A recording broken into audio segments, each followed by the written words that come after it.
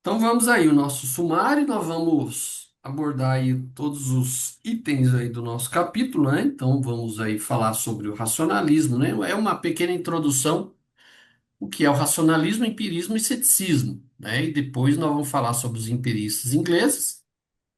E aí os cinco filósofos desse capítulo, que é o Bacon, Hobbes, Locke, Berkeley e o Hume, né? Então vamos tentar falar aí nesse 1 hora e meia aí que nos resta para a gente poder ter êxito aí em abordar os principais itens aí que a gente precisaria abordar, né? Eu vou falando e à medida que vocês tiverem qualquer dúvida, né, vocês dão um grito aí, né? Clica na mãozinha e a gente vai parando para a gente comentar, tá? Então vamos lá, né? Então, esses empiristas ingleses eles começam, né, lá pela Idade Moderna. Então, Idade Moderna, o que que é? Oficialmente, a Era Moderna começa no século XV, 1453, queda de Constantinopla, oficialmente, né? Então, é esse período, século XV a século XVIII, um período de grandes transformações, né? Ela é marcada, vamos dizer assim, é um período comparado à Idade Média de grandes mudanças em pouco tempo, né? Então, a Idade Média é tida como uma época de estagnação. Não é bem exatamente assim, mas é mais ou menos essa percepção do senso comum que nós temos, né? Que é uma época de estagnação, né? Então, a Idade Moderna, ela vai começando a revolucionar, sai daquele pensamento escolástico que já vinha há praticamente 1 milênio, né? Parado naquelas ideias dos primeiros autores, né? Das autoridades. Então, começa alguns pensadores a sair um pouco desse marasmo, né?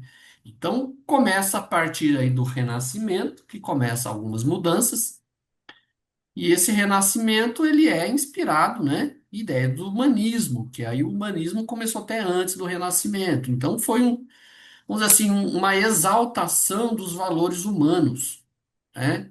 Uma exaltação do ser humano, o ser humano aqui na Terra, porque na Idade Média foi muito voltado às ideias espirituais, o homem e o céu. Então, na Idade Moderna, começa a se voltar um pouquinho mais para baixo.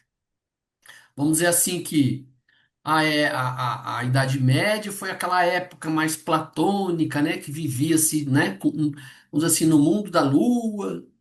E a modernidade foi uma era, assim, como dizia como diz, né, aquela imagem, né, da escola de Atenas, né, o Aristóteles falando, ó, mais para baixo, né? Então, época moderna centralizou-se mais no humano, né? Então, procurou-se cercar o ser humano, né, da sua vida cotidiana, da sua vida diária, né? Então, e focou-se aí bem a questão da razão e da liberdade. Então, a partir desse momento, começa-se, né, a investigar os problemas do mundo. Então, as pessoas começam a olhar para o seu entorno material, né? Só que, assim, é um período em que esses primeiros movimentos para o homem, né, não foi uma coisa, assim, muito aceita, principalmente pelas autoridades religiosas, né? Então, esse processo de você sair um pouco da questão espiritual para a questão material da ciência, de processos científicos, né, de experiências, isso foi visto, foi muito mal visto, né? Porque estava se fugindo do controle.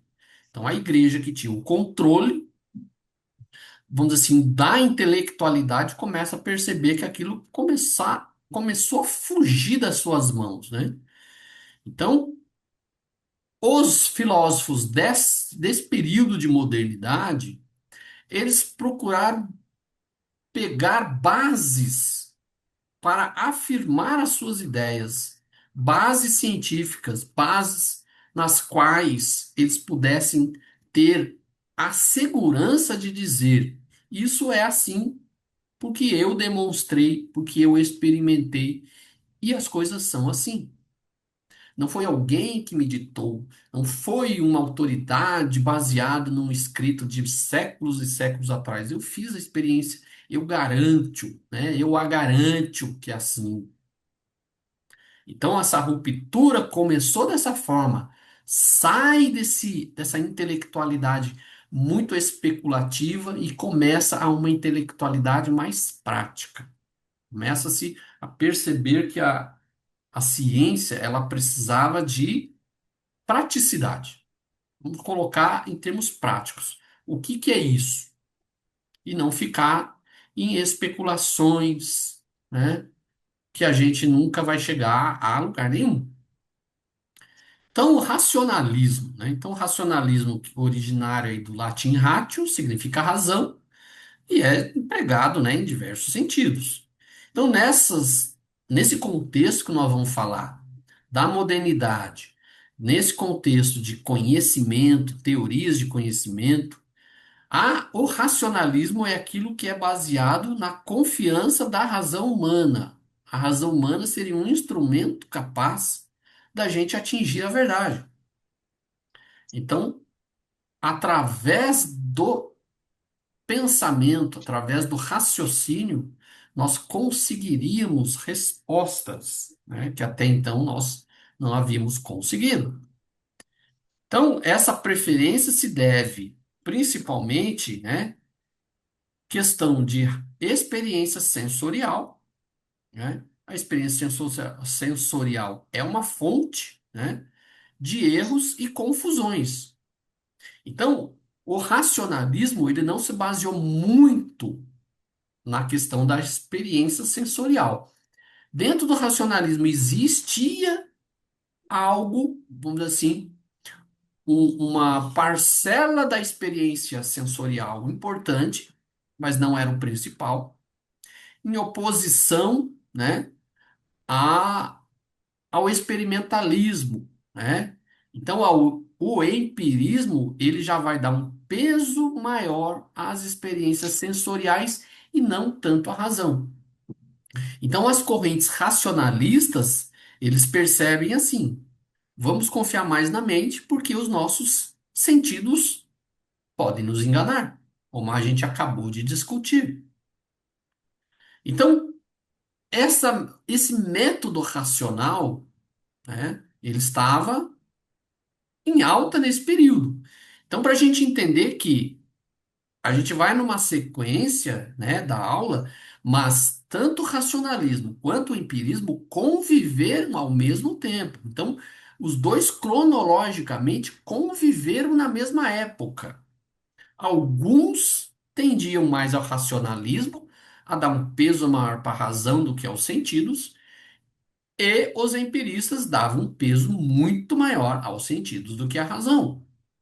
Mas, se a gente examinar todos esses filósofos desse período, nós veremos que ambas as correntes tinham um enfoque, um peso maior num item, mas ele não deixava de lado o outro item. Então, os racionalistas davam peso à razão, mas eles não excluíam totalmente as ideias vindas dos sentidos. Os empiristas, né, vice-versa. Então, os empiristas davam um peso maior para os sentidos, mas não deixavam de excluir também uma parcela do pensamento da razão nessa contribuição aí. E aí, o que que acontece, né? Então, os racionalistas foram mais para o lado matemático, né? Então, vocês viram em aulas passadas aí o Descartes. O Descartes dizia o seguinte: a matemática é a única que a gente não pode nos enganar. Por quê? Porque mesmo sonhando, 2 e 2 sempre vão ser 4. Então isso nunca vai nos enganar. A matemática é a mesma coisa aqui em qualquer lugar do mundo, até mesmo em sonho. Então não é porque nós estamos aqui acordados na vigília, 2 mais 2 são 4. Mas se a gente estiver sonhando, 2 mais 2 são 3 ou são 5? Não, é a mesma coisa. Então a matemática nunca nos engana. Então, por isso que o Descartes ele enfoca bastante a questão do racionalismo matemático. Olhem, vejam essa imagem aí. Essa imagem aí, vocês percebem algum movimento nessa imagem?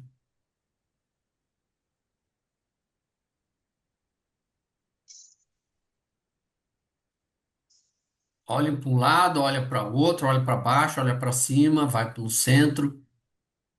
O que que vocês perceberam nessa imagem aí? Ela, de fato, ela se movimenta, mas não se movimenta. Não se movimenta. Ela dá a impressão de movimento, não é isso? É, Mas ela não está movimentando. Então percebo que os sentidos nossos, né, o nosso sentido de visão, está nos enganando aí. é o que o Roberto falou.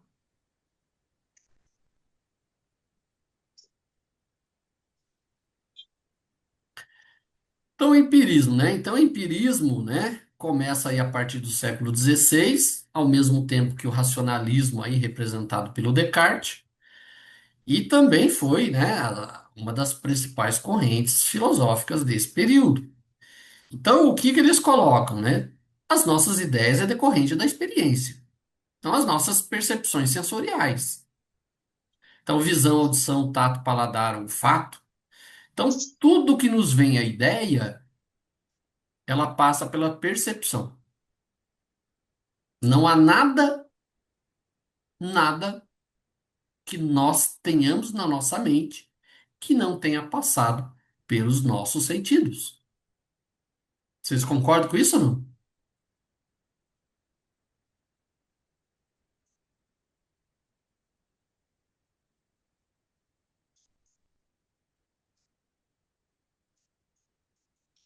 O que que vocês pensam? Alguma coisa, alguma ideia pode passar fora dos nossos sentidos?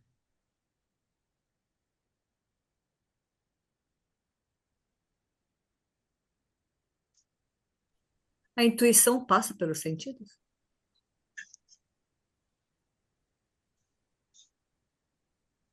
Então, essa era a ideia dos empiristas, né?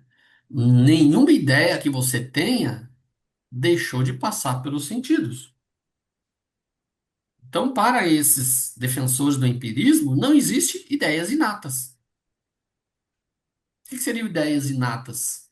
Ideias que já nasceram conosco, não foi passado pela percepção, pelos nossos sentidos. O Descartes não era alguém que defendia as ideias inatas? Os empiristas vão dizer, não, isso aí é tudo bobagem.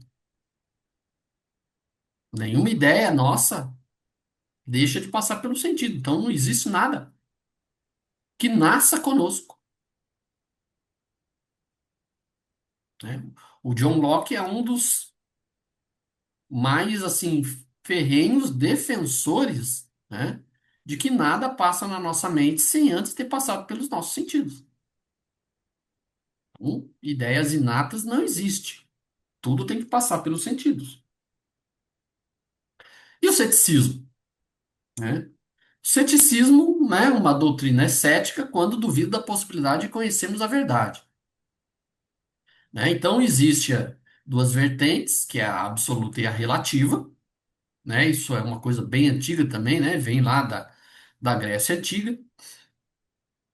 Então, o cético absoluto é aquele que diz simplesmente, ó, nós nunca vamos conhecer a verdade, né? Não perde tempo aí procurando que você não vai achar. O cético relativo diz algumas verdades, alguns fragmentos de verdade nós podemos conhecer, mas não tudo, né? Então, teve esse personagem, né, que é o Montaigne. Montaigne tem uma obra bastante interessante, ela é bem volumosa, mas é muito fácil de ler, né? Eu lembro aí, até vi no grupo aí alguns comentando, né, da dificuldade de ler as obras dos autores, né, as obras originais dos autores, Se vocês pegarem o Montaigne, a obra do Montaigne, é super fácil de entender. Ele fala da nossa linguagem. Então é muito fácil de entender. Então, o Montaigne, por exemplo, é um desse primórdio do renascimento, do humanismo, que ele atacou muito a questão do dogmatismo da escolástica. Então, o que que ele coloca? Olha, a gente não vai conseguir atingir todas as verdades como os escolásticos achavam que a gente iria. Então, o Montaigne é um desses céticos relativos. A gente pode até conhecer alguma coisa, mas tudo nós não vamos conseguir. Então, o ceticismo, né, ele inspira, né, uma atitude crítica. Isso é interessante. A gente não pode ser também alguém que acredita em tudo. Nós temos que ser cético. Para viver nesse mundo, principalmente, quando você recebe e-mail, ligação, todo mundo querendo aplicar golpe em você, você tem que ser cético. Então a gente tem que ter uma atitude cética na vida para a gente também não cair em golpe toda hora, né? Mas ele legou, né, o ceticismo, legou aí vamos dizer assim, esse DNA da filosofia já desde a antiguidade até na filosofia moderna, contemporânea nossa, né? Porque a gente tem que ter, de certa forma, um certo grau de ceticismo. Até aí tudo bem? Alguma coisa que vocês queriam colocar?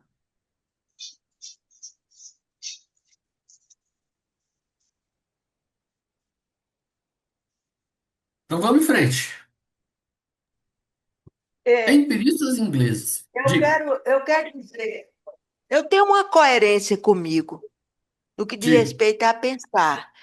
Eu geralmente faço assim, eu penso, sinto esse pensamento, depois é que eu vou agir. Então eu tenho essa coerência, penso, sinto e ajo. Eu não vou assim de à vontade, não. Eu penso primeiro a questão, eu sinto essa questão para depois agir. Eu costumo ter essa coerência comigo. Esse é o ideal, né? A gente deve sempre pensar antes de agir, porque se a gente agir para depois pensar, às vezes a gente faz muita besteira, né? Esse é o ideal. Então a gente tem que Mas eu analisar as sinto, coisas, né? A gente tem que estudar as o coisas. pensamento, eu sinto o pensamento. Tá? Depois eu penso, eu vou buscar o sentimento na questão para depois agir. É o ideal. É o que a gente deve fazer sempre, né? Então, os empiristas ingleses, né? Então, o empirismo nasce na Grã-Bretanha, vamos dizer assim, Inglaterra, Escócia. Então, os empiristas é aqueles que investigam, né, as questões da humanidade, do mundo, baseado no quê? Nas sensações, no sentir. Os empiristas não acreditavam nas ideias inatas. Então, vamos dizer assim, o processo de você investigar e conhecer, ele precisava para os empiristas que necessariamente a gente passasse pelos sentidos, não só pela razão. A prova que os empiristas eles utilizavam a razão está inclusive em Locke, que nós vamos ver mais para frente, que ele admite que para a gente processar as informações nós precisamos da razão. Só que eles diziam, os empiristas colocavam, não é só a razão, são sentidos. A partir dos sentidos é que nós vamos exercer a razão. Sem passar pelos sentidos, não tem como. Então, as Ilhas Britânicas é o palco inicial do empirismo, ou seja, a filosofia baseada nas sensações, nos sentidos. Então, os empiristas ingleses, eles vão mostrar que primeiro a gente precisa sentir para depois a gente processar a informação. Agora, por que que isso deu na Inglaterra, né? Por que que não na França, né? Não na Alemanha, não na Itália? Então, o empirismo ele tem muito a ver com a questão econômica. Então, a Inglaterra tinha nesse período já um desenvolvimento comercial, econômico. A Inglaterra era um país que não era uma monarquia absolutista, né? Então, o parlamento é que, na verdade, dava as diretrizes de governo. O rei, ele era, até meados do século XVII, o rei tinha bastante poder, mas o parlamento também tinha. E a partir de 1688, com a Revolução Gloriosa, praticamente o parlamento tomou conta do governo. Então, a monarquia britânica, desde 1215, lá com a Magna Carta, né, do rei João Sem Terra, a monarquia britânica nunca foi uma monarquia absolutista nos moldes da França de Luís XIV, por exemplo.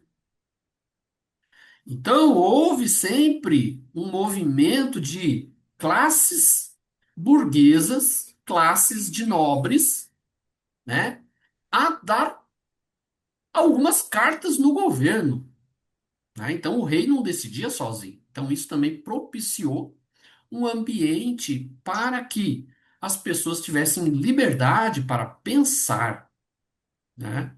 Então, pensar nesse período na Inglaterra não era algo que te levava na fogueira, né? Então, o parlamento exerceu esse poder de moderar, né, o governo do rei. Então, isso propiciou uma revolução econômica, posteriormente vai desembocar aí na chamada Revolução Industrial, né? Então, o ambiente, vamos dizer assim, o palco para que o empirismo, ou seja, uma filosofia baseada em experiências, pudesse se dar, o que não acontecia na França, né? Em que experiências com cadáveres, por exemplo, ainda era bastante mal vista, né? Principalmente pela questão religiosa.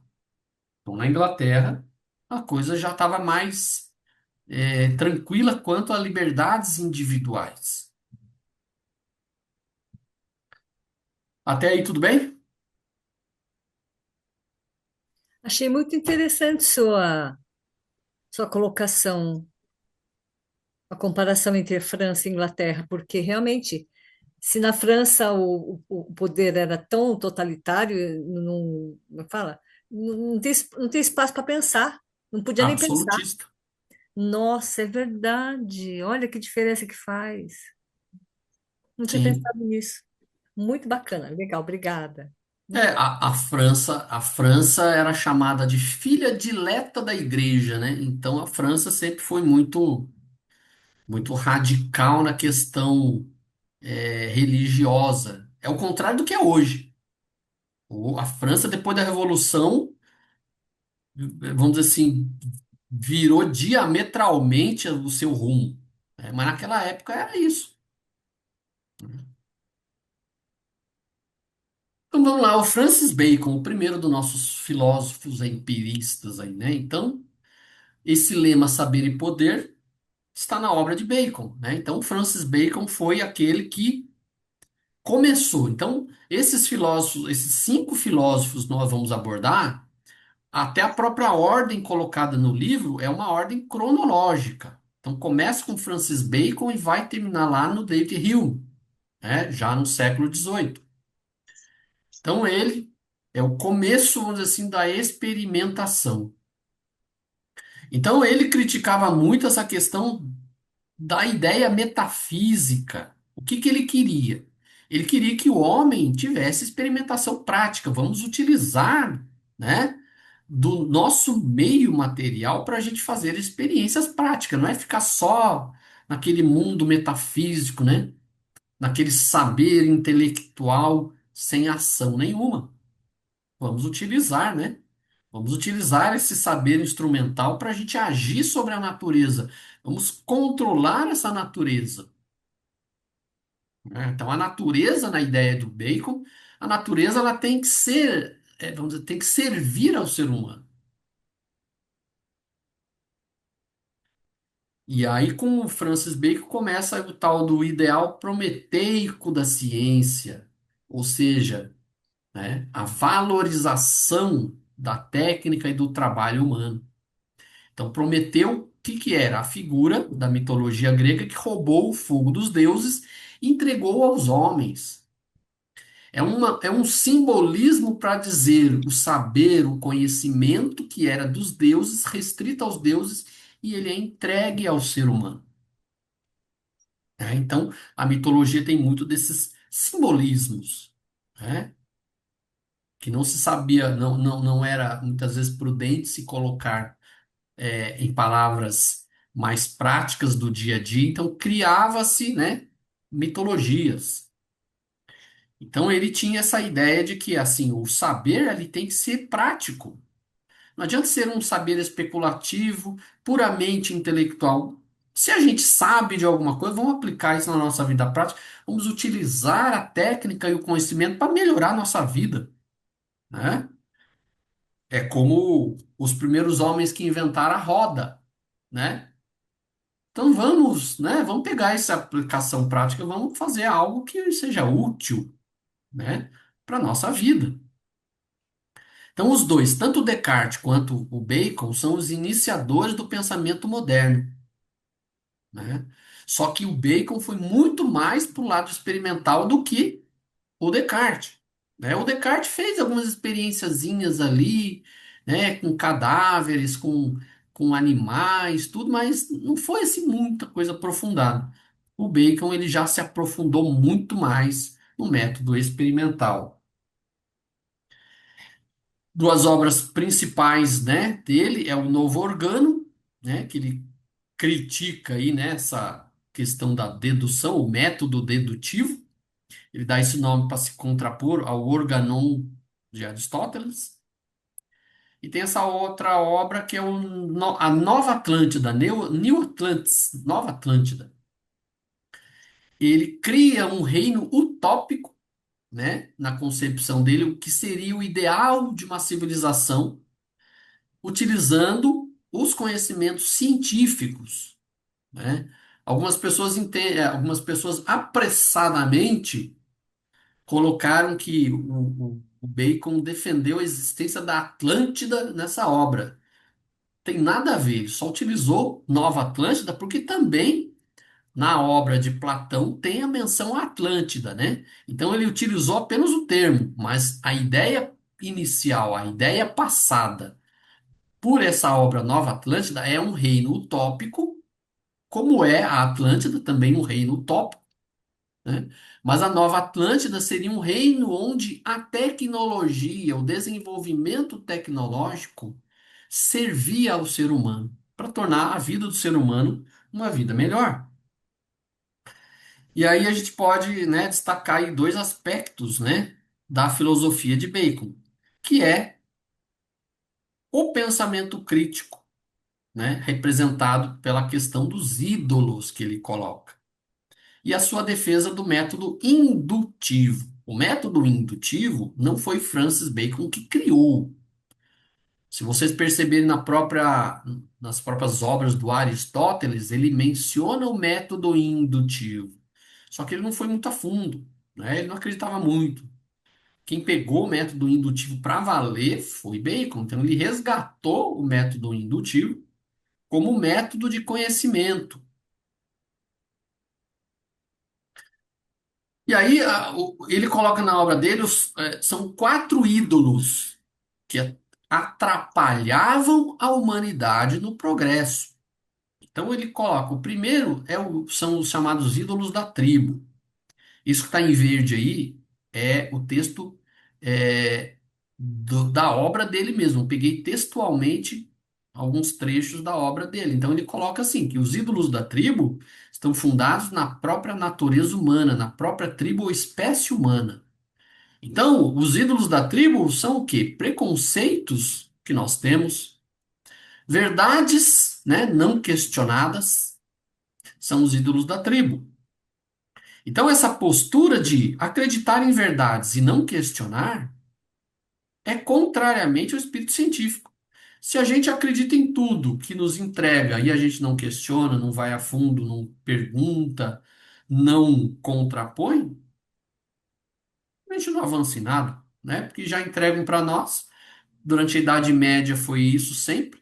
Sempre se entregou um produto pronto e ninguém podia questionar muito a fundo, né? Quem questionava muito era relegado ao ostracismo, né? Como Abelardo foi, né? Então, por exemplo, ele classifica a astrologia como uma falsa ciência, né? Por causa das suas generalizações. Então, a astrologia ela surge lá na antiga Babilônia. A astrologia era uma coisa mística, eram ideias concebidas num misticismo baseado nos seus deuses, né? Astros como deuses. Então, não tem nada de científico na astrologia, né? Sinto dizer para quem acredita em horóscopo que horóscopo não tem nada a ver, né? Horóscopo baseado, né, na astrologia, né? É considerado uma pseudociência. Então, o Bacon já dizia isso. Os ídolos da caverna. Então, ele vai trazer lá da caverna de Platão algumas questões, né, provenientes de cada um. Então, algumas pessoas observam diferenças entre as coisas, enquanto outros analisam as semelhanças. Uns são mais contemplativos, são mais práticos. Então, os ídolos da caverna é a personalidade muitas vezes de cada um. Então ele coloca assim, ó, cada um tem uma caverna ou uma cova que intercepta e corrompe a luz da natureza. Então a luz é a mesma, mas cada um interpreta de uma forma. Seja devido à natureza própria singular de cada um, seja devido à educação ou conversação com os outros. E aí está a questão da linguagem. Seja pela leitura dos livros ou pela autoridade daqueles que se respeitam e admiram. Então as pessoas muitas vezes vão por opiniões de autoridades, né? As pessoas leem obras, leem livros, pessoas diferentes lendo a mesma obra têm ideias diferentes sobre aquele mesmo texto.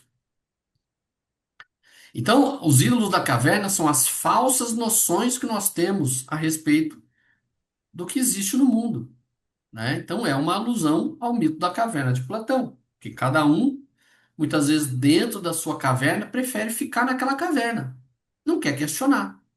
Prefere estar cômodo aquela caverna. Os ídolos do mercado ou foro são o que decorre das comunicações entre as pessoas. Ele até coloca a questão do efeito perturbador da linguagem. Então é aquele negócio que eu já uma vez eu vi nas redes sociais. Muitas vezes a questão, quando você escreve uma coisa, as pessoas podem ler aquilo lá e, vamos dizer assim, se sentir ofendidas, né? A pessoa foi ríspida comigo. Muitas vezes a pessoa escreveu e esqueceu de colocar assim, por gentileza, né? Por favor. Se você não coloca esses termos, a pessoa vê assim como uma ordem direta ou algo meio ríspido. Então a comunicação, ela pode nos trazer, né, ideias diferentes. Então ele coloca assim, por exemplo, ao explicar a origem do movimento com a noção de primeiro motor imóvel, né, atribuída a Aristóteles, ele não faz filosofia, mas teologia. Então, essa história de colocar algo que ordena o universo como um motor imóvel, isso não é filosofia, isso é teologia. Palavras do Francis Bacon. Então, para ele, as ciências naturais dispensam conceitos abstratos e vazios. Então, nós não temos que ficar conceitualizando, nós temos que ir na prática para ver as coisas. Então, ele era muito o espírito prático. E o último, que é o ídolo do teatro. Então ele coloca assim: ídolos que imigraram para o espírito dos homens por meio das diversas doutrinas filosóficas e também pelas regras viciosas da demonstração. Então, o que que ele coloca? Muitas vezes as filosofias elas podem nos induzir a erro. E aí ele ainda coloca, ó, muitas vezes essas doutrinas mesclam com a teologia. Então, uma filosofia ela pode ter componentes teológicos ali dentro que induz você a ideias erradas. Então ele coloca assim, mais do que teorias, valeria pesquisar as leis da natureza. Então, novamente, em vez da gente ficar teorizando as coisas, vamos para o aspecto prático, vamos ver, né? A água vai congelar a 0 grau. Mas quem é que comprovou isso? Vamos pegar a água, vamos colocar lá e vamos ver se ela congela mesmo a 0 grau. É isso que ele está dizendo. Não vamos ficar especulando, será que congela mesmo ou não? Vai para o aspecto prático, para você ver se realmente congela a 0 grau. Então, para combater esses erros, né, dos ídolos, essas ideias pré-concebidas, ele coloca, né, ele propõe um método indutivo de investigações, né? Então, esse método indutivo tinha as etapas. As etapas, o que que é? Observação. Uma observação da natureza para coletar informações. Organizar esses dados, né, obtidos. Formulação de explicações, hipóteses que possam levar à compreensão do fenômeno.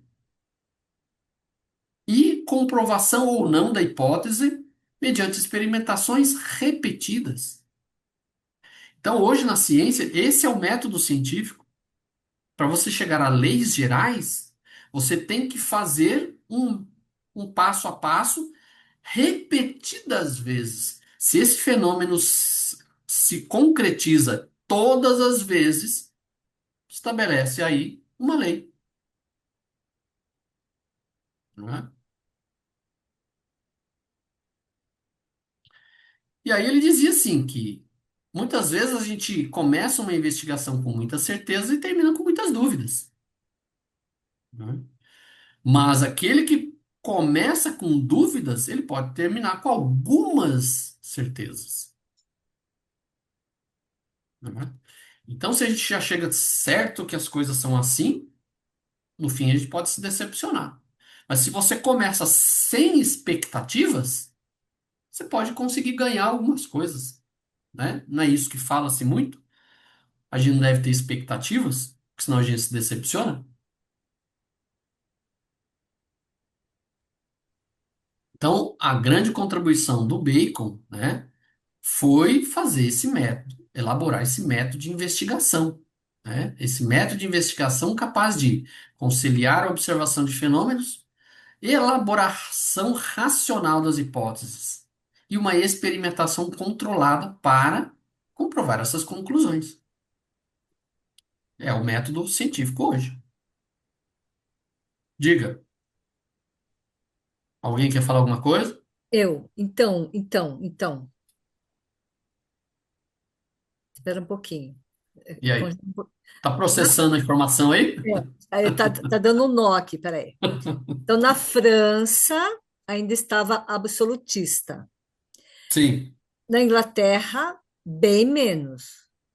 O bem que, menos.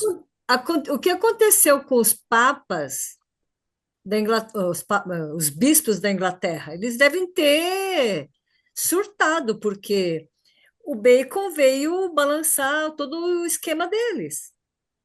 Ele abalou todas as estruturas, porque ele queria que fosse por experimentação, por elaboração racional, para ser menos, como é que fala? Menos céu, né? E mais terra. Então, os bispos da Inglaterra devem ter ficado muito chateados, né? No mínimo chateados. Eles não podiam. Chateado. É, Chateado foi bem suave. então, né, e eles não podiam fazer mais nada, porque aquele período, né, de Inquisição já tinha passado, por assim dizer. Ao mesmo tempo, o que que acontece? esse método científico vigora até hoje. E isso impede que, por exemplo, não, imagina, a oração não tem nada a ver com a cura do paciente. E continua até hoje isso. Então, são quantos séculos? É, são 7 séculos que nós estamos, que a ciência nega uma espiritualidade no ser humano, não é isso? A espiritualidade não conta. Isso não conta. Quer dizer, agora a medicina brasileira, pelo menos no Brasil, né, estão dando alguma relevância para a espiritualidade na cura de pacientes. Mas se você fala com um médico um pouco mais tradicional, ele não imagina, ele pega e muda de assunto, ele não quer falar sobre oração e passe, né? Ele porque ele vai ser ridicularizado pela turma dele, né? O médico vai ser ridicularizado pela turma dele. Imagina, que isso, né? Você tá, né? Bebeu, né? Não dormiu bem, né? Entendeu? Eles estão até hoje com isso, negando a parte espiritual do ser. Tanto é que o ramo da medicina que trata aí como é que chama? Homeopatia, ele não é bem aceito por grande parte da comunidade médica, Até hoje não. Não, porque, não. segundo eles, não atende esse método científico. Exatamente, exatamente. Eles me mandam pular essa parte da homeopatia. Ah, essa parte pode pular. Essa parte pode pular.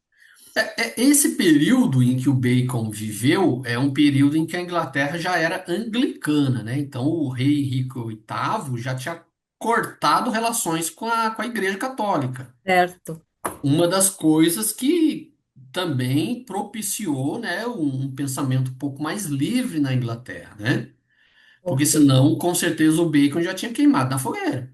Exatamente. Ok. Beleza, então, Francis Bacon. Alguém mais gostaria aí de falar a respeito desse? Senão a gente passa por Hobbes.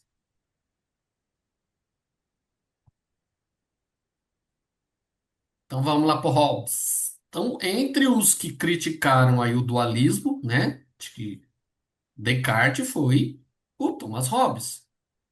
E o Thomas Hobbes foi contemporâneo de Descartes, né? Teve ali umas rusgazinhas ali com Descartes, né? Então ele colocava assim, essa ideia de dualismo aí, esse negócio de alma, corpo, isso aí é tudo bobagem. Isso não existe isso aí, né? Então ele discordava totalmente dessa existência de duas substâncias, né? Corporal e imaterial. Então para ele nada era imaterial. É tudo corpo, tudo matéria. Então ele analisa através daquele método mecanicista, né? Quem é que lembra aí lá do Demócrito, lá na Grécia Antiga, os atomistas, né? Então Thomas Hobbes, de repente, aí é a reencarnação dos atomistas, né? Então para ele não tem nada de material, é tudo, né? Não tem nada de espiritual, tudo material. Então ele analisa dessa forma. Então o Hobbes até aceitou, né? Eles trocaram, vamos dizer assim, correspondência, né? O Hobbes e o Descartes trocaram a figurinha ali, né? Aí o Hobbes falou para ele, ó, essa história aí é tudo bobagem, né? Eu até admito essa história de pensar, né? Se eu estou pensando realmente tem alguma coisa a ver, mas essa história que a alma que pensa não tem nada a ver. O que pensa é o cérebro, né? É a matéria. Então ele até concordava que o fato de pensar alguma coisa existia, mas existia algum corpo. Essa história de espírito aí, de alma, isso é tudo bobagem. Então, para ele tudo que nós conhecemos, o processo de conhecimento, sempre inicia-se pela sensação. Todas as imagens que nós vemos, nós transmitimos ao cérebro pelo corpo físico, pelas nossas sensações. Então, uma das consequências desse pensamento é que não há lugar para o acaso e a liberdade. Então, se tudo é determinado pelo corpo físico, não existe alma, o nosso corpo físico ele tem algo que é aquela palavrinha determinismo, né? O que que aquela palavrinha determinismo lembra para vocês? Algo que é automático, não é isso? Algo que acontece independente da sua vontade. Então, ao admitir que o corpo físico é que comanda tudo, então na prática, né, não existe liberdade, não existe acaso, é tudo mecânico. É a ideia do mecanicismo. Então, para ele, o ser humano é movido por paixões naturais.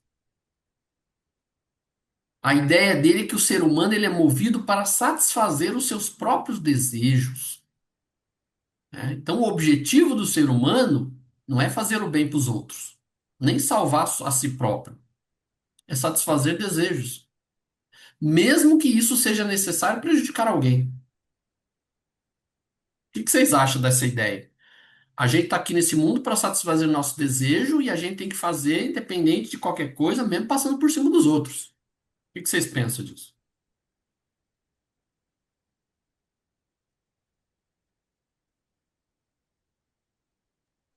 Há quem pense assim e vive assim, né?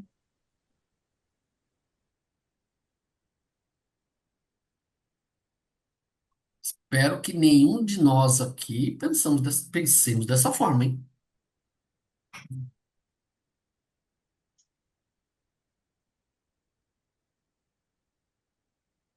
E aí ele coloca também a questão do Estado. Então, o fato de não existir um Estado forte, pelo fato dos seres humanos desejarem satisfazer suas paixões, mesmo passando por cima dos outros, mesmo que seja necessário prejudicar alguém, trazia a ideia de que os seres humanos precisam de um Estado forte que organize essa sociedade, senão essa sociedade se torna incontrolável.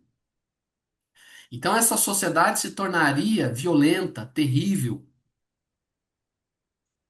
Então, precisaria de um Estado forte. Tanto que Thomas Hobbes, ele era partidário do absolutismo. Ele entendia que o rei deveria concentrar todos os poderes. Então, ele era um adversário do parlamento. Então, ele viveu na época do rei Carlos II. Ele era partidário do rei, aliás, rei Carlos I. O rei Carlos I foi o que perdeu a guerra para o parlamento e teve a sua cabeça separada do pescoço. E o Hobbes teve que sair fugido, senão ele também ia ter o mesmo destino. Então ele entendia que, pelo fato do ser humano ser incontrolável, a melhor organização estatal que existiria é um Estado centralizado na figura do rei. Vocês conhecem essa frase? O homem é o lobo do homem? Essa frase não foi criada pelo Hobbes. Na verdade, essa frase ela é de uma peça teatral do dramaturgo Plauto, romano. Então ele empresta essa frase, serviu como uma luva para ele. Então ele parte da ideia que os homens são maus por natureza e não são naturalmente sociais, como defendia Aristóteles. O que que vocês acham? Nós somos realmente maus por natureza?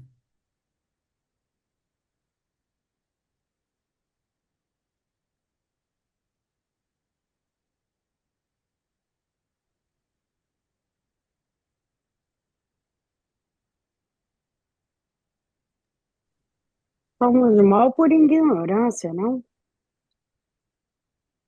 Mal por ignorância. Imaturidade. O Depende que da dizia visão que cada... Sócrates? Desculpa, pode falar. Não, pode falar. Eu acho que depende da visão que cada um tem de si mesmo. Também tem isso. Mas o que que dizia Sócrates? Vocês lembram o que Sócrates disse a respeito desse tema? Não.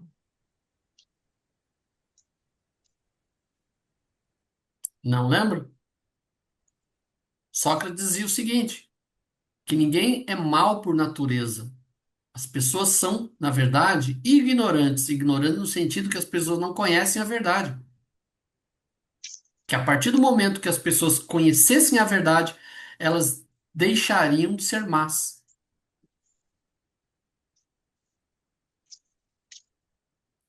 E aí ele supõe, né, que o homem, né, no princípio, ele vive isolado, estado de guerra de todos contra todos. Num certo sentido, ele tem razão. Como é que era na pré-história? Não era cada um por si? Cada um por si. Até que começou-se a viver em sociedade. E aí passaram a se defender comunidade contra comunidade. Mas, num certo sentido, ele tem razão.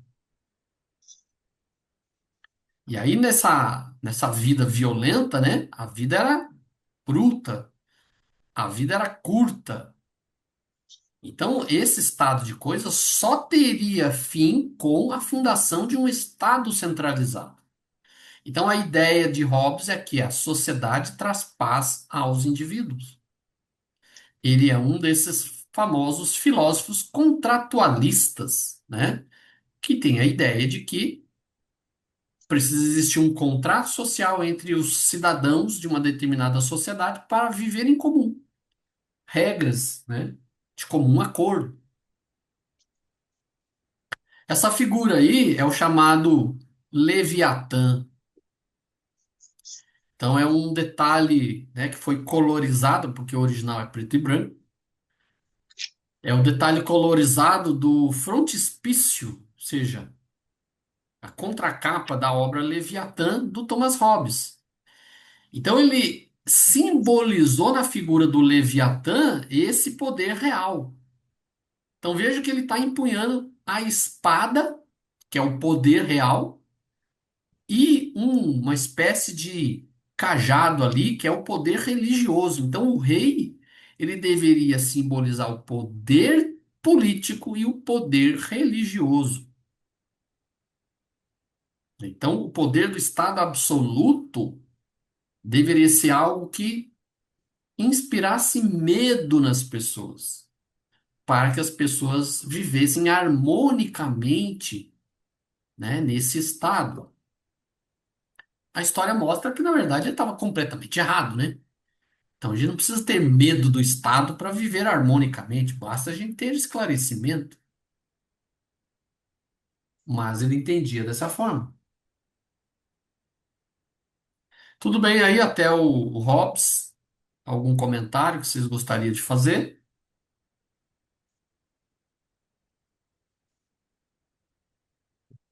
Então vamos lá para o John Locke, terceiro, nosso terceiro filósofo. Então, o Locke também é um daqueles que defendiam que não existe ideias inatas, né? Então, o que que ele coloca? Uma das frases lapidares da obra dele é que nós somos papel em branco ou tábula rasa. Quando a gente nasce, a gente está zerado. Nós não temos nada na nossa bagagem. Então, tudo vai sendo acrescentado. E aí, assim, da onde provém as ideias que nós temos? Da experiência. Então, ele colocava assim: nós temos ideias porque os nossos sentidos, a experimentação nos traz a ideia. Então, segundo Locke, a experiência, né, fundamenta o nosso conhecimento através de duas operações. Primeiro, as ideias da sensação. Então, as ideias da sensação são aquelas que chegam primeiro na nossa mente através dos sentidos.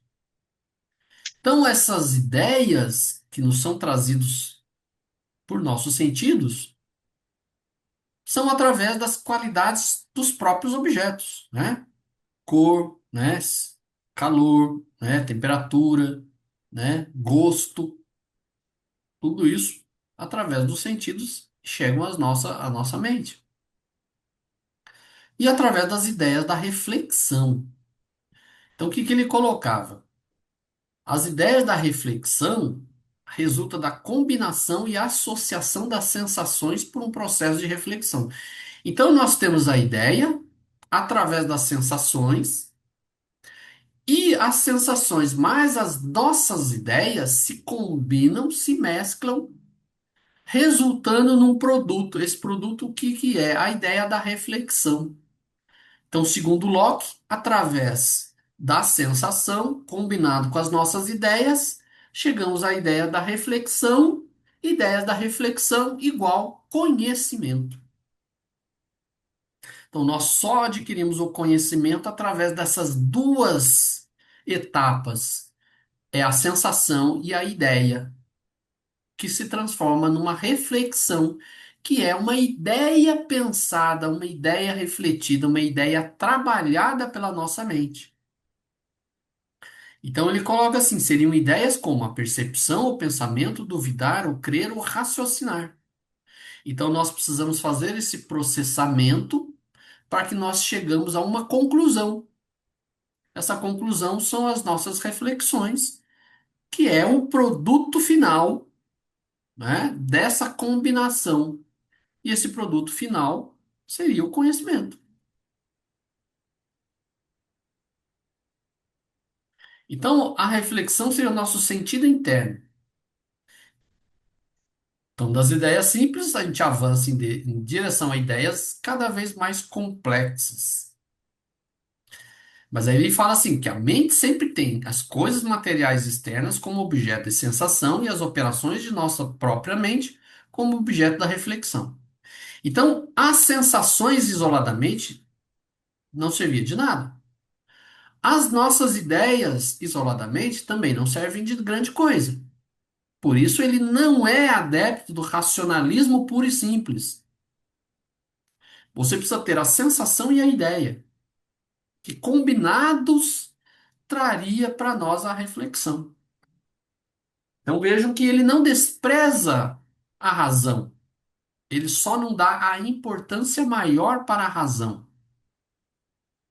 Então ele dá um peso equivalente à sensação e à razão. Então ele coloca assim, nem todos, então ele não era um empirista radical. Por quê? Ele admitia que algum tipo de conhecimento vamos assim, dispensava a sensação, o conhecimento matemático. Então, para você ter o conhecimento matemático, é uma das exceções que ele abria. A ausência da sensação, né? A sensação não era necessária para o conhecimento matemático. Então, o conhecimento matemático basta o pensamento, basta a razão. Então, por isso, ele não era considerado um empirista radical. Então, ele admitia os valores, né, do pensamento e da razão. Então, de certa forma, também ele teve uma atuação política. Então, ele transporta suas ideias, né, do campo do conhecimento também para o sociopolítico. Ele foi o antagonista do Hobbes, porque ele não era monarquista, ele não era absolutista, muito pelo contrário. Ele era parlamentarista, ele era adepto das ideias liberais. Então, assim como ele não admitia conhecimento inato, ele também não admitia poder inato, ao contrário de Hobbes. Para Hobbes, a monarquia, o absolutismo, deveria ser a regra. O Locke não. Então, o rei não tem um direito inato para governar. Então, o que que ele defendia? Também pelo fato de ele ser um defensor do pacto social entre as pessoas, né? As pessoas deveriam expressar, né? As leis deveriam ser condizentes com a vontade da população. Então, deveria existir um mútuo consentimento da população em seguir certas leis, né? Então, o pensamento do John Locke, ele exerceu muita influência na ideologia democrática liberal burguesa. Não sei se vocês sabem, mas um dos grandes ideólogos da democracia, da república, né, proclamada nos Estados Unidos, era o Locke. Então, Locke foi um dos mentores da democracia liberal burguesa nos Estados Unidos.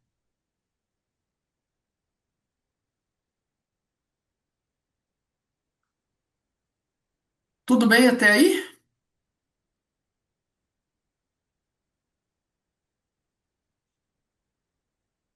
Uma coisa que vocês queriam colocar?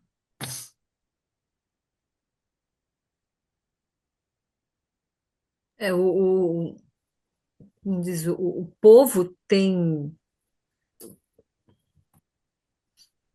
foi uma, como fala, lá do alto foi lá para o chão, né? Foi para o chão da fábrica, não é assim que fala o pessoal? Foi do chão da fábrica, né? Eles saíram de uma teologia, e foi para o chão da fábrica. O que o homem pensa, né, dentro da sociedade conta. Isso foi tão radical, né? Foi um período curto de tempo. Lembrar que na França absolutista era o poder divino dos reis, né? É, sim, Direito divino dos reis. sim. Ah, os ingleses foram na contramão, falaram, não tem nada de divino nos reis, não. Ele é tão humano quanto nós aqui, ó. E naquela época ainda tinha aquela coisa do casamento, né? Entre uma mulher inglesa ou francesa e o rei. Existia, então Nossa, era uma confusão, né? Era, vamos dizer assim, as alianças entre as Sim. monarquias eram feitas através de casamentos, né? Exato, eram alianças, mas imagina, ah, né, uma rainha, uma princesa de um país vai parar no outro país por causa do casamento e as ideias são completamente diferentes. Imagina, né, a confusão que dava, né? Não, não vou Pois visitar é. a sogra. O problema da sogra começou aí, né? Pode ser que seja. É capaz. Não vou na casa da sua mãe, não. Não vou lá. É bem capaz. Então vamos falar aí do Berkeley. O Berkeley, vamos dizer assim, é um que destoou um pouco desse empirismo que nós nos referimos aqui, porque o Berkeley, na prática, ele era um padre, né? Então ele puxou mais a brasa para sardinha da religião. Então ele era um homem religioso, né? Então a missão dele era glorificar Deus, né? Então o que que ele colocava? Olha, essas discussões filosóficas aí é muito complicado, gente. Vocês estão complicando muitas coisas, as coisas são muito mais simples, o que vocês estão colocando aí, né? Toda essa complicação que vocês estão fazendo aí, vem aqui para a teologia, vem para a religião que vocês vão entender. Na prática, o Berkeley ele fazia isso. Então, o que que ele colocava, né? Que esse ceticismo, né, que estava em voga nesse período, ele ameaçava a religião. Porque o ceticismo é o quê? É duvidar. Então, você não podia, em plena igreja, chegar a falar: olha, essa história que Maria é virgem é mentira. Você não podia questionar isso. Então, o questionamento ameaçava os pilares fundantes da religião. Então, ele está na contracorrente do tempo, né? Ele e o Pascal, os dois foram nessa mesma época, os dois que tentaram remar contra a maré, né? Você está vendo aquela onda imensa na sua frente, você quer ir de encontro à onda, em vez de, né? A maioria que estava indo na onda, eles estavam querendo ir contra essa onda, né? Lembrando aí da reflexão do barco, né? Do tema do barco, né? Eles estavam procurando afundar esse barco deles aí.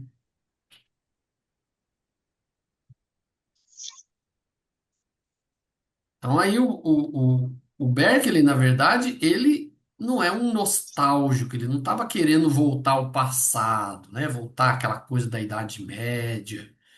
E ele não recorria à tradição, nem a argumento de autoridade, mas aos raciocínios e à linguagem dos adversários. O que que ele fazia?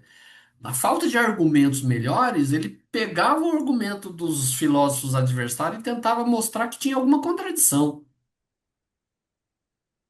né? Ele denominava esses filósofos de filósofos de ninharias, que seriam visões filosóficas seculares e materialista que, na opinião dele, eram deficientes e moralmente corrosivas.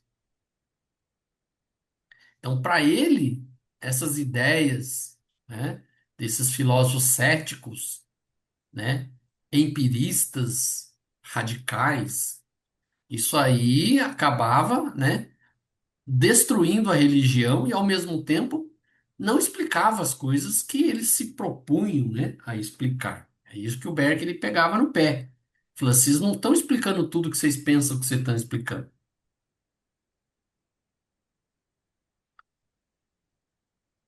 Então, nessa obra dele, que tratado sobre os princípios do conhecimento humano, ele quer tirar, né, o erro da imagem substancial materialista do universo.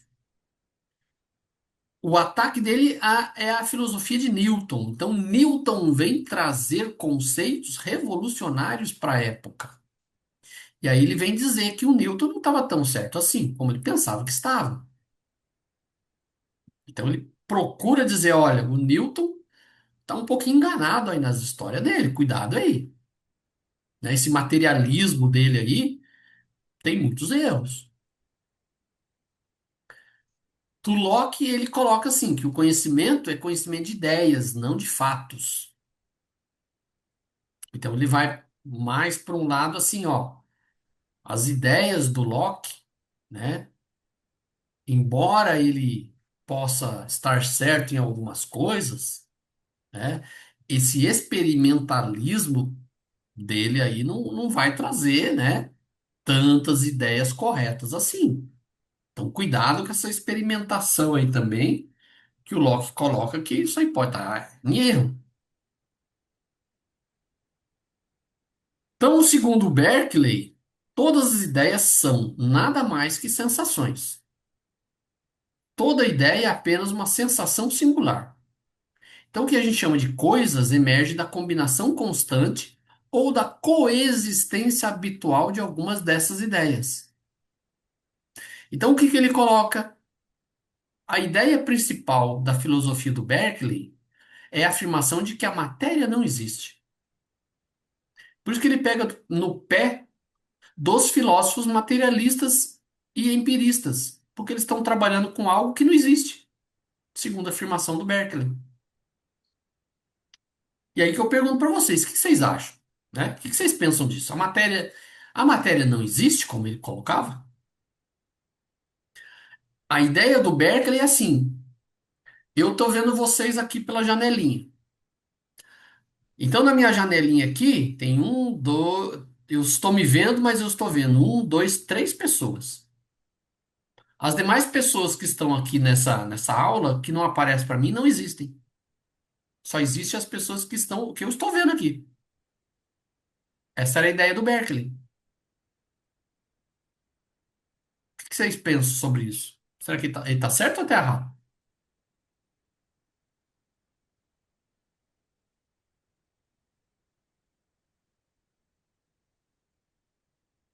O que vocês não estão vendo não existe. Só existe o que vocês estão vendo.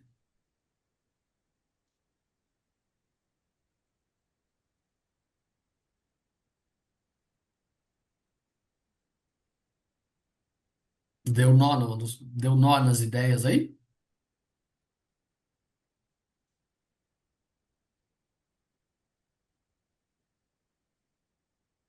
Segundo o Beckley, depois que nós terminarmos essa aula aqui, eu não existo mais para vocês.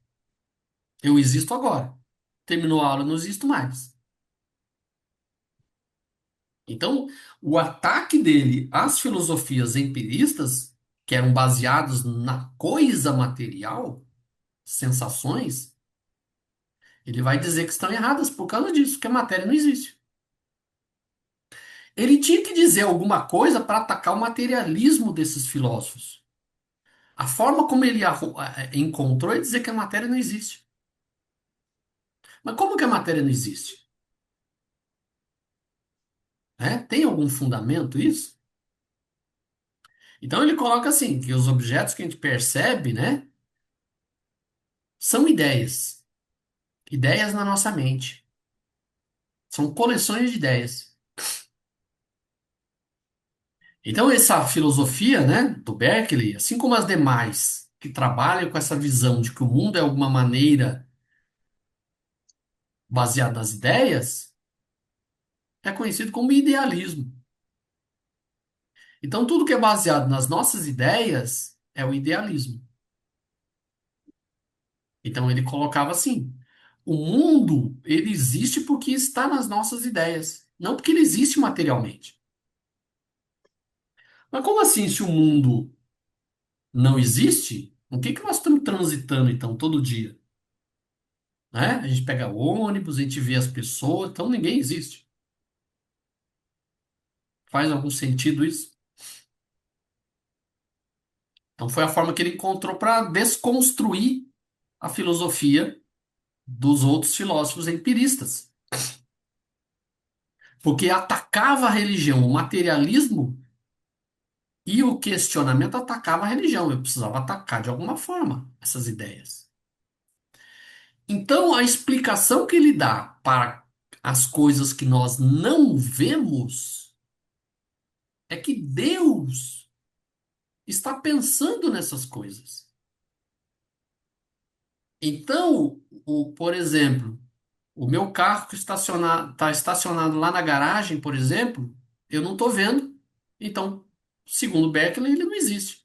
Mas ele existe porque Deus está pensando no carro que eu tenho lá, que está lá estacionado na minha garagem. Em resumo, é isso aí. Faz algum sentido para vocês? Então, o que que ele coloca? A realidade consiste na mente eterna de Deus. Então, o mundo ele só existe porque está na mente divina, está na mente de Deus. Faz algum sentido para vocês?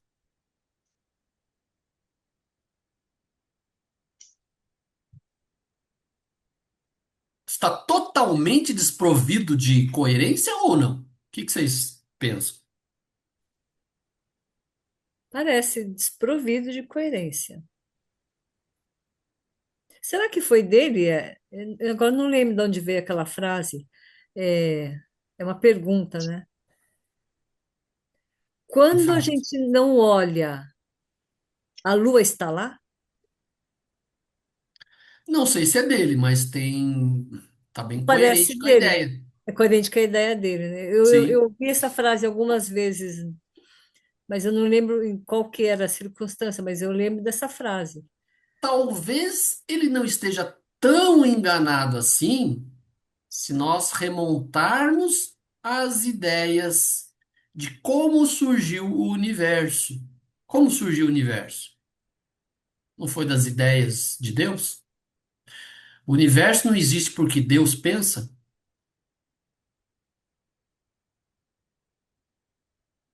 O que que vocês pensam disso? Deus pensando, ele não criou tudo isso que existe?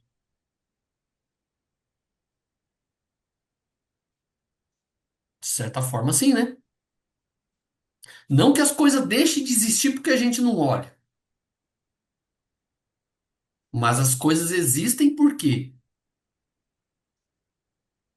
Porque Deus um dia pensou nisso.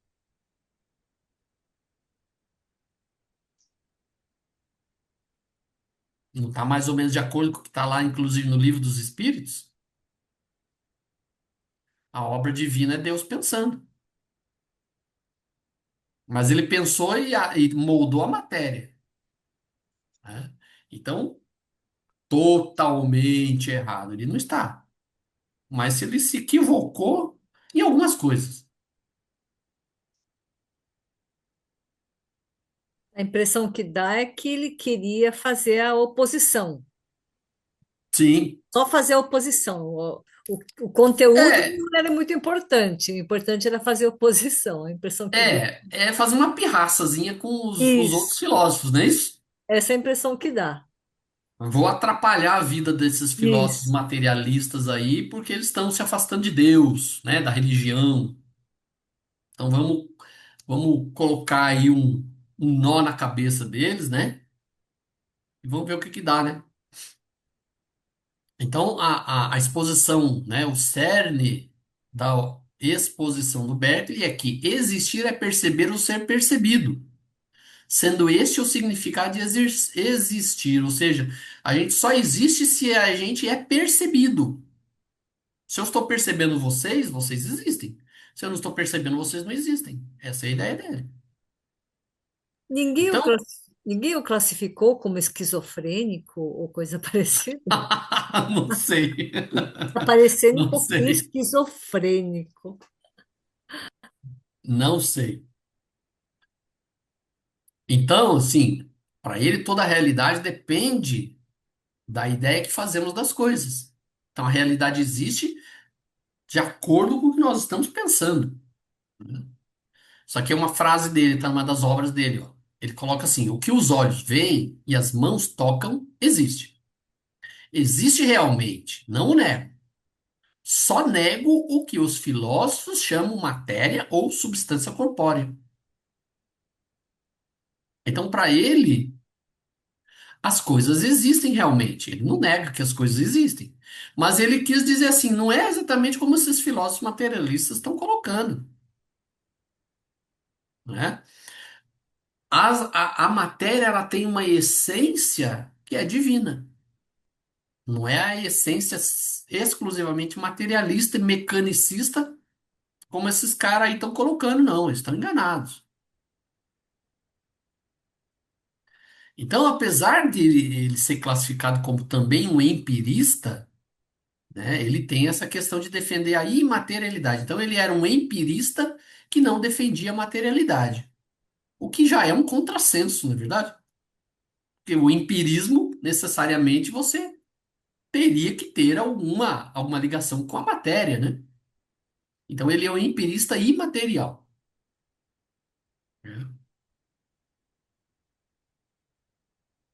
Tudo bem até aí?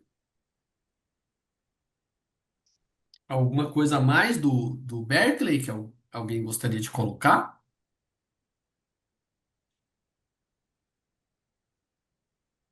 Vamos lá para o nosso último filósofo, que é o David Hume. Então, o David Hume, ele foi ao extremo do ceticismo, né? Então, ele pegou as ideias de Bacon e de Locke e engatou uma quinta ali, pisou no acelerador. Então, ele é partidário dessa questão da investigação, observação, generalização, o que mostra a influência do Francis Bacon, né? O método científico. E aí ele pega também, ele bebe na fonte do John Locke, que é a questão da percepção, né? Então, o conhecimento nosso é através das percepções ou impressões, né? Só que assim, o que diferencia ambos depende apenas da força e da vivacidade pelas quais as percepções atingem a mente. Então, as percepções, elas podem ser diferentes dependendo da força ou vivacidade dessas impressões. Então, para ele, ele coloca impressões. São as percepções originárias, né? Que nos apresenta com maior vivacidade, como as sensações de ouvir, ver, sentir dor ou prazer, etc. Já as ideias são as percepções derivadas, cópias pálidas das impressões, portanto mais fracas. Então, você ter a impressão de uma dor, porque você sentiu a dor, é uma coisa. Você ver uma pessoa sentindo dor é outra coisa. Você não sentiu. Então, a impressão de ver alguém com a dor é diferente de você sentir a dor. Então, a ideia de uma dor é diferente da própria dor que você sente. Isso que ele colocava. Então, o sentir, né, a impressão, distingue-se do pensar pelo grau de intensidade. Então, ele também, né, coloca que não existem ideias inatas, né? Então, ele vai pegar também desses empiristas aos quais ele pegou, né, as ideias, que a gente também não traz nada gravado na mente de início. tudo a gente adquire através da experiência. Então, nós combinamos, né, ideias com impressões através de associações. E aí, uma das grandes questões dele é a noção da causalidade. Então, a noção da causalidade é um dos grandes nós, inclusive, do pensamento do David Hume. Então, a causalidade é um princípio que vem lá desde os pré-socráticos, né? Como uma sucessão de fatos, causalidades causando, né, consequências. Então, uma ideia que vem lá desde os pré-socráticos. Ele vai dar uma outra visão a respeito disso. O que que ele questiona? Essa noção de causalidade que nós temos é uma ideia errada. Então, ele dá um exemplo na obra dele, por exemplo, a bola de bilhar. Então, quando a gente usa o taco e bate na primeira bola e essa primeira bola bate na segunda, o que que a gente vê? Uma bola correndo, bate na outra e a segunda bola se movimenta. O que que ele diz? Nós não vemos as causas, a gente só vê o fenômeno do movimento. Onde é que está a causa aí? Então, o que ele coloca assim, nós vemos é só o impacto do taco sobre a primeira bola e, por sua vez, o impacto da primeira bola sobre a segunda bola. Nós não vemos a causa de fato desse movimento.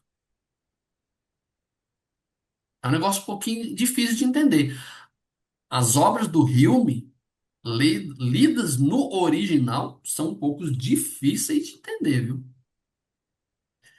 Tanto o Hume, como, por exemplo, o Hume, tem alguns filósofos que o ideal é ler uma obra interpretativa para a gente entender o pensamento. O Hume e o Nietzsche, por exemplo, são dois filósofos. Ler o original é difícil de captar a ideia. O ideal é pegar uma obra que se refira ao pensamento desses dois para poder entender. Então, ele colocava assim: a causalidade a gente não observa. Nós não vemos a causalidade, a gente só vê o fenômeno. E aí ele dizia assim: não existe uma conexão necessária. É outro talvez que tenha algum probleminha, algum probleminha. Porque o que que ele quer dizer é o seguinte: não é o fato de uma bola, a primeira bola bater na segunda e transferir o movimento, não significa que sempre vai acontecer. Pode não acontecer. O nascer do sol, a gente pensa que vai acontecer, mas de repente pode não acontecer.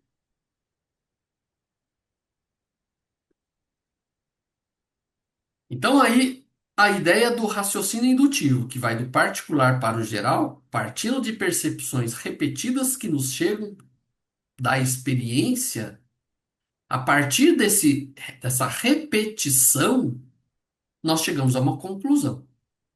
Essa é a ideia científica do sistema indutivo. Então, o que o Hume criticava também é que o sistema indutivo nem sempre nos traz conclusões verdadeiras. Aí ele vai contra o Francis Bacon. Então, a conclusão indutiva, ela não tem um fundamento lógico, porque ele é um salto de raciocínio. Então, a gente faz 20 experiências com um determinado fenômeno. Nas 20 experiências, nós chegamos à mesma conclusão. O que que ele está querendo dizer é o seguinte: de repente, na 21ª, você pode repetir e não dá a conclusão. A mesma conclusão que as 20. Então ele coloca assim: você está interpretando que sempre vai acontecer, mas pode não acontecer. O que que ele coloca? Esse salto, essa conclusão do sistema indutivo, na verdade, ele não é científico, ele é apenas crença ou hábito. Então o que que ele coloca? Cremos que o Sol nascerá amanhã, porque ele sempre nasceu até hoje. Mas em termos lógicos, nada pode garantir essa certeza. Se a gente for a um extremo e pensar assim, a Terra um dia vai deixar de existir. O Sol vai aumentar de tamanho e vai engolir todos os planetas que estão à volta dele. Então, até hoje o Sol sempre nasceu, mas um dia ele pode não nascer mais. Porque o Sol vai engolir a Terra e aí a gente não vai ver mais o Sol nascer. Não é verdade?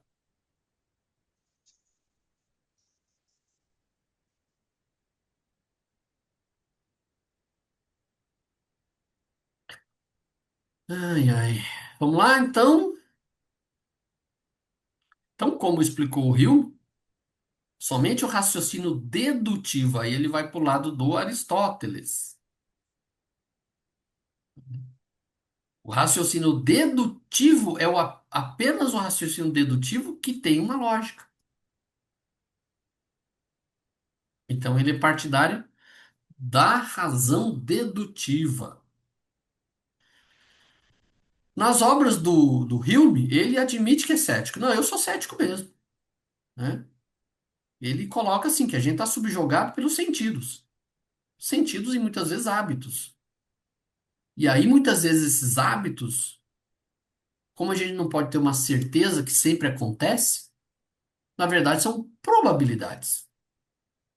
Então, o raciocínio indutivo, ele não pode nos dar certezas, ele só pode dar probabilidades. Então, o raciocínio indutivo não é uma verdade absoluta.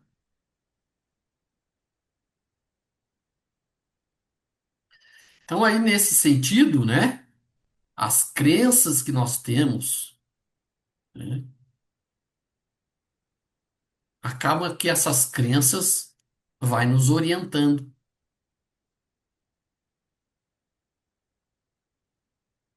Então, nem tudo a gente pode comprovar racionalmente. Então, muitas vezes, as crenças que nos guiam não é a razão. Ele só faz um parênteses aí. Crença religiosa é outra coisa. Porque a crença religiosa depende de uma verdade revelada. Então, as pessoas acreditam porque é um pacote já pronto para você acreditar. Mas, em termos de ciência, nós não temos certeza, nós temos probabilidades.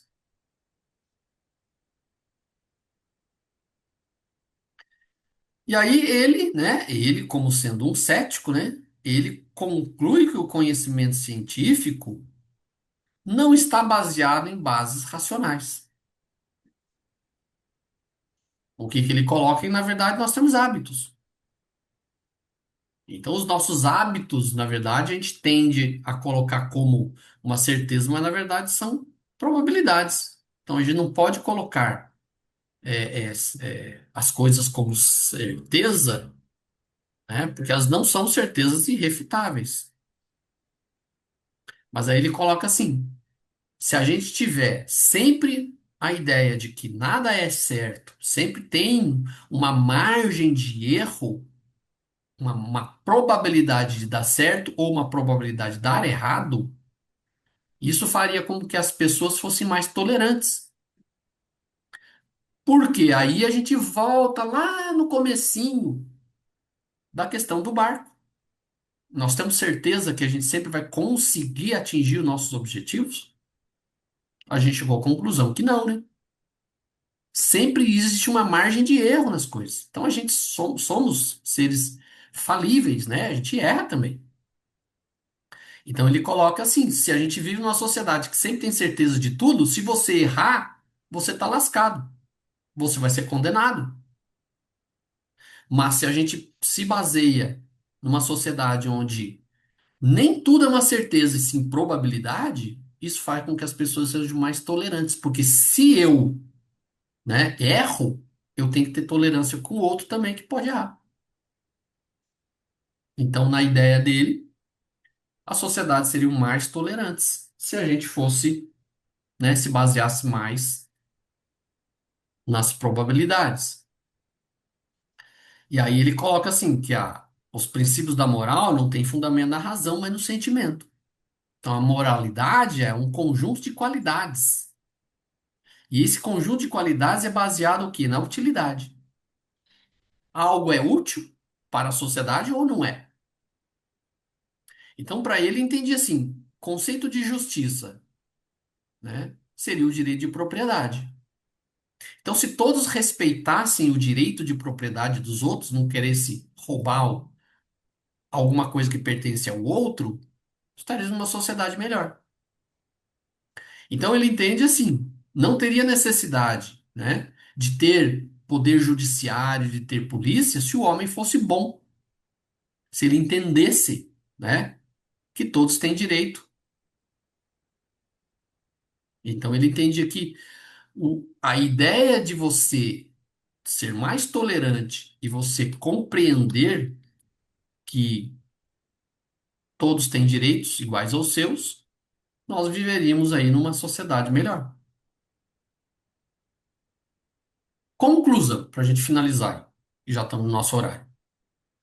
Então, esse método científico surge aí na Idade Moderna, né? Uma verdadeira ruptura, né? Ela começa com uma ruptura completamente diferente da ideia medieval. Tem todo o contexto histórico, né? Que propiciou todo esse desenvolvimento, né? Então, aí, com isso, desenvolvimento da ciência, isso impulsiona mais ainda, né? O desenvolvimento da sociedade que vai em direção futuramente aí a uma revolução industrial.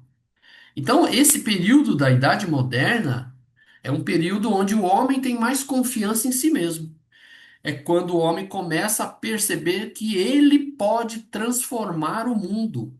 Nós não precisamos ficar esperando que os céus venham até nós.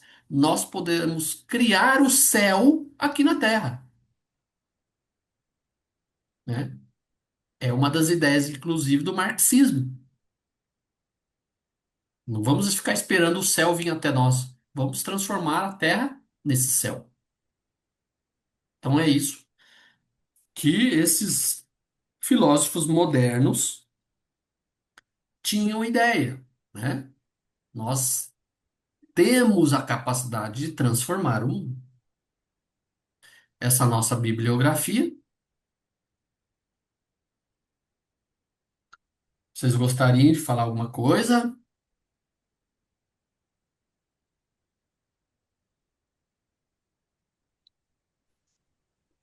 Fiquei bastante admirada com você comparando os quatro filósofos, né? E como você consegue caracterizar cada um deles, né? E eu fiquei pensando como é que eu poderia fazer isso. Então, eu fiquei imaginando o David Hume muito pessimista, porque ele não ganhou presente de Natal. Eu vou ter que fazer o mnemônico, porque, então, sabe, assim, como que era? Depois do o Hobbes é esquizofrênico, né? O E Berkeley, né? O O Berkeley, Berkeley é fala. esquizofrênico, e o Hume, ele é um frustrado porque ele não ganhou presente de Natal. Obrigada. Excelente aula, muito obrigada.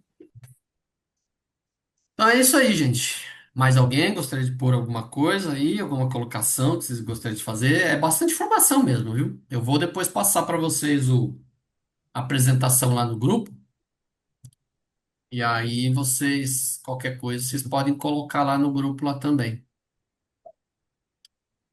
Beleza? Alguma outra colocação? Senão a gente já vai para nossa prece. Alguém inspirado aí pode fazer a nossa prece final aí para a gente encerrar?